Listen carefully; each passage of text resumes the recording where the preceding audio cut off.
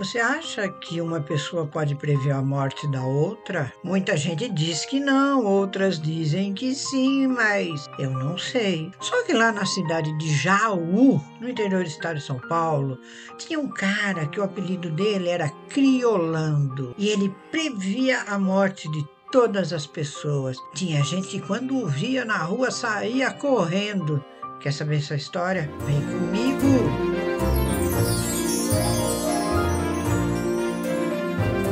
Na cidade de Jaú, em meio às ruas simples e às conversas de esquina, havia um personagem que nunca será esquecido: Coriolano Rodrigues de Lima, que na linguagem popular virou só Criolando. Menino no coração, homem no corpo, vivia solto, leve, carregando na alma uma pureza rara. Dizem que mesmo adulto tinha idade mental de um menino de 8 anos. Criolando vivia em seu cavalo de pau. Na realidade era uma égua de madeira, com crina feita de restos de tecido colorido que ele deu o nome de boneca. Cavalgava firme, como se realmente cruzasse campos e estradas, sempre com um sorriso largo e o brilho inocente nos olhos. As crianças zombavam dele, porque ele já era um adulto e andava no cavalinho de madeira pela cidade como uma criança.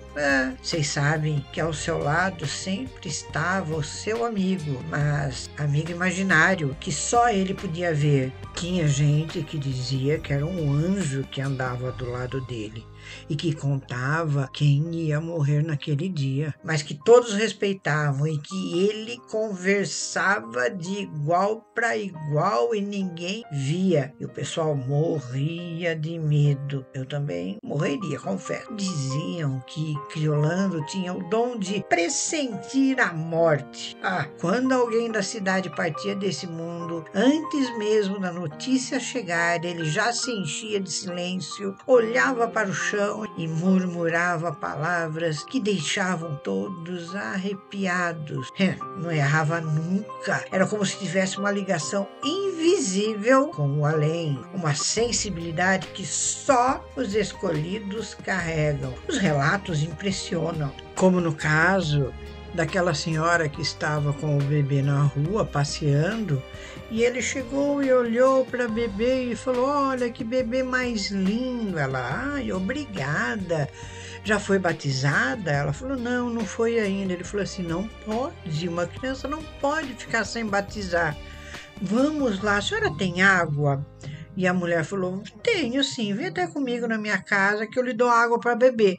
E ele foi com ela lá. Chegando em casa, a mulher deu a água e ele falou: eu não vou beber essa água, eu vou batizar essa criança, porque não pode ficar sem batizar. E diz, gente, que ele fez exatamente igual o que o padre faria num batismo. Bastava esse homem aparecer na porta das casas com o ramalhete de flores na mão, todos já sabiam que alguém morreria naquela casa. A população da cidade foi desenvolvendo uma relação de afeto pelo homem que vivia nas ruas, previa a morte das pessoas e chorava compulsivamente nos velórios em que comparecia. Tinha gente que quando via o Criolando na rua saía correndo, medo de que ele viesse contar alguma coisa. Ele tinha um irmão chamado Benedito, que trabalhava como farmacêutico e após a morte dos seus pais, mudou-se para Santo André, levando junto o Criolando. Lá ele teve tuberculose e foi internado às pressas em uma instituição pública, porém, por não poder pagar um tratamento melhor ou por ter chegado a sua hora, Criolando veio a falecer no dia 7 de setembro de 1981. Embora distante, não foi esquecido pela população de Jaú. E no mesmo ano, o prefeito da época, que era o Alfeu Fabris, pediu autorização a Benedito, irmão do Criolando, para trazer o corpo para Jaú. E ele foi enterrado em uma cova modesta, porém perpétua. Boa parte da cidade estava presente no enterro feito em sua homenagem. Após o seu enterro, a fama de milagreiro começou a crescer. Muitos jauenses começaram a recorrer à ilustre figura figura em momentos de aperto, em momentos de doença.